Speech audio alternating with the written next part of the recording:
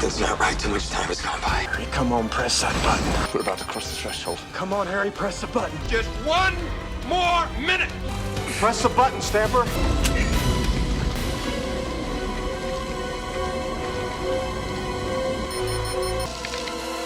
Press it. Hey guys, Ralph here from the Endgame Investor, and today we're going to talk about 1980. A lot of people comment on the content that I put on this channel and on the Substack at endgameinvestor.substack.com. Subscribe today for a comforting trip into the endgame with the guy who has his finger on the meteor that is about to hit the planet. Look, we got front row tickets to the end of the earth. But anyway, people tell me, you can't compare to 1980. That's not fair. That's when the Hunt brothers bought all the silver, and that's why silver had $50 because of the Hunt brothers. It had nothing to do with them. Maybe it had 0.5% to do with them. Very, very little. This is one of those things where the mainstream media attaches itself to a certain narrative to hide the fact that the money was collapsing and blame it on two guys who were shipping silver in from Switzerland on airplanes. I'm sure that affected the price somewhat, but the fact is that the dollar was in total freefall and the Fed was in a panic. But the people that criticize me and say, well, you can't compare to 1980, you can't just use 1980 as a metric and then imagine that gold and silver are going to go back to where they were and use all these ratios to say what's the 1980 price in 2025, blah, blah, blah, blah, blah. Well, they're right. They actually have a point. It's not fair to compare to 1980 because this time is going to be a lot worse. Oh gosh.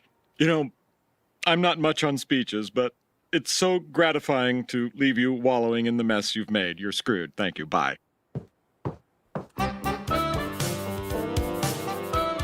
He's right. For the dollar, but better for gold and silver, and better for stackers, and better for the end of the fiat monetary system. 1980 was pretty good for the end of the fiat monetary system, but it wasn't good enough because it kept going, and it's still going today. But this time, it won't, and here's why. What are the main differences between 1980 and now, and why will the dollar necessarily, that's, a relative term. It's not really, but it's not a good term to use in these types of content videos. Why will the dollar probably collapse entirely this time when we reach 1980 conditions when it didn't in 1980? Well, let's go into that right now. And by the way, before this happens, you can get your gold at Miles Franklin. Check the link in the description below and mention the Endgame Investor. And you can take your gold and silver and you can put it in a Dirty Man safe. Use the code ENDGAME10 at checkout for 10% off. Low tech is good tech. High tech is dangerous. And so here we have a chart with three colors, blue, red, and some kind of yellowish, greenish, orange, whatever blah that is. You can tell me later in the comments how stupid I am at colors, but whatever. My eyeballs are my eyeballs. What can I do? I think you might be colorblind. You can't fly jets if you're colorblind. It's all right. Hold on. The emergency is working. So this one, which I think is the red one, is the U.S. inflation rate. This one, the blue one, is the gold price. It's not exact. And this one over here, this wobbly one is going down over here and then back up. Blah, blah, blah. That is U.S. interest rate, meaning the Fed funds rate. Now, what was going on here in 1980? What was going on was that interest rates were going up and up and up and up because the U.S. inflation rate, the inflation in quotes, the inflation rate, meaning consumer prices were rising. They were rising and rising and rising. And so the Fed was raising and raising interest rates, but not quite. We'll go into why not quite. That's not what was happening in the next slide.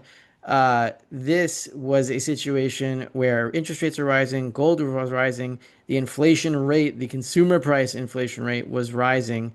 And then you have this period here where they were cut, the interest rates were cut back down here to whatever that is, I think 5%.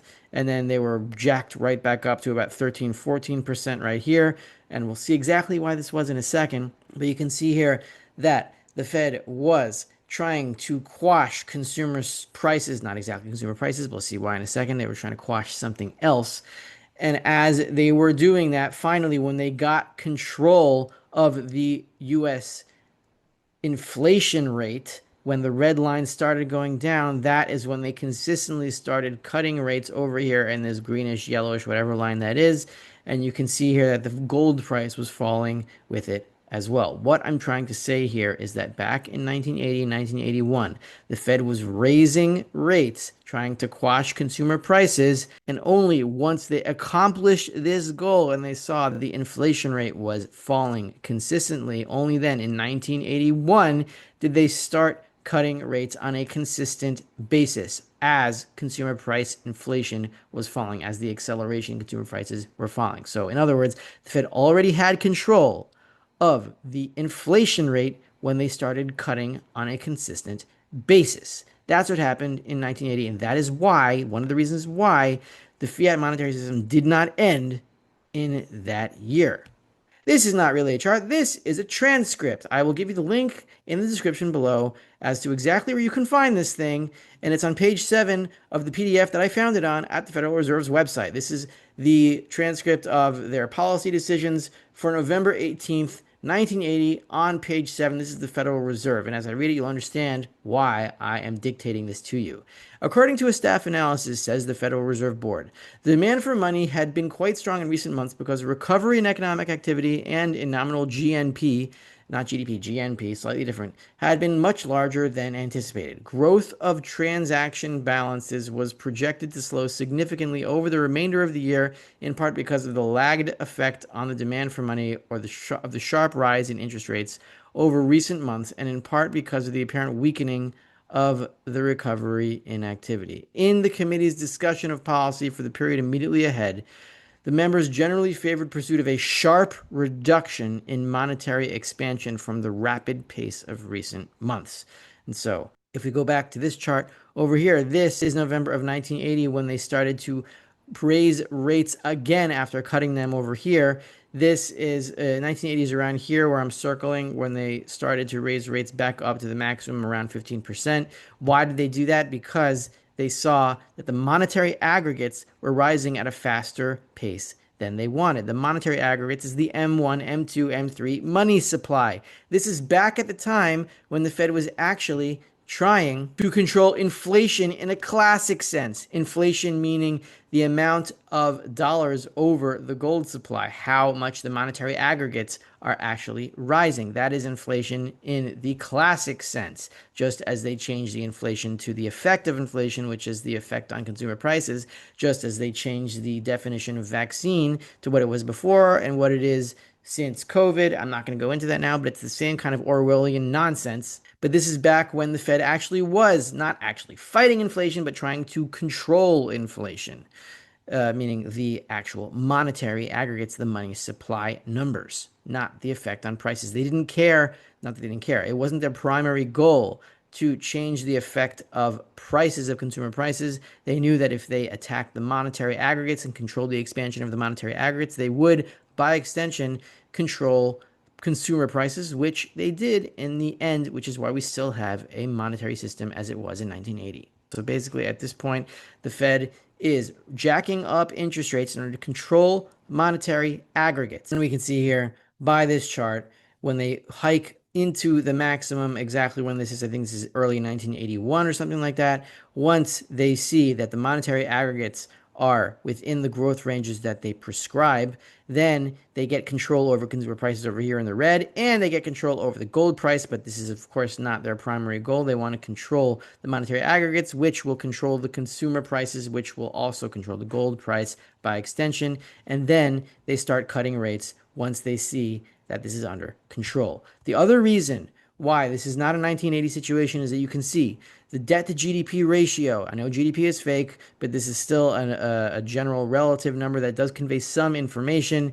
The debt to GDP ratio in 1981, when interest rates were at a maximum, was 31.8%. This is, I think, an all-time low since Andrew Jackson, maybe. Maybe I'm exaggerating that. I didn't look into the 19th century. I can't find statistics for debt to GDP ratio in the 1800s, but you can see that this is the lowest debt to GDP ratio. This is precisely when gold was topping and when inflation, consumer price inflation, was topping out. This is why they could jack up interest rates so high, because the debt was so low by comparison to any other year from World War II, at least before World War II, the Great Depression, until now. That is why 1980 the dollar survived that turbulence. But now, of course, we are at 120% or whatever it is, the very, very near an all-time high in debt to GDP. There's no way that they can raise interest rates now, which is why they're cutting it, and they're cutting it into rising consumer prices. You can see here, this is the chart of the interplay between the U.S. inflation rate. Inflation, I mean in quotes, not really the inflation rate, but the consumer price acceleration rate. And gold you have here, I don't know why it's not in gold. What is that, gray or green or whatever the hell it is? And you have here the blue U.S. interest rate, the federal funds rate. And you can see here that we're still at above 2.5%, close to 3% in the U.S. inflation consumer price acceleration rate. And the interest rate has been being cut since 2024. You can see gold is rising because of that, or in tandem with that. So now we are in an environment where, first of all, the Fed is going to cut into accelerating consumer prices, and they're going to cut into an accelerating gold price. That was not the case in 1980 at all. So people that say you can't compare to 1980, this is not that situation, stop using those ratios, I agree. This is going to be much worse for the dollar, and it is going to be the end of it because the debt is so much higher now. And unlike 1980, when they were cutting into a falling consumer price inflation environment, now they will be cutting into a rising consumer price inflation environment. And while debt to GDP was so much lower in 1980, it was lower than any time before World War II since the Great Depression. Now it is at an all-time high. There is nothing they can do. They have to cut into rising consumer prices because the debt is so high. Where in 1980, they didn't have to do that, and that's why they saved the dollar, and that's why they will not this time. So forget about the Hunt brothers. The end game is coming. It is coming soon, and this time is going to be much worse than 1980 for dollar holders and much better for gold and silver holders, because this time the gains of 1980 will be held and exceeded. And if, as the end game approaches, you appreciate some spiritual lessons in money and the interplay between God, religion, and money and economics, check out my Patreon at patreon.com/endgameinvestor for as little as $3 a month. I'm really not trying to make any dollars or money on this. I'm just trying to spread spiritual messages and avoid those who are just trying to mock and make fun and all those other things. So I have to charge a nominal fee. And with that, I'll let you go and have a good end game.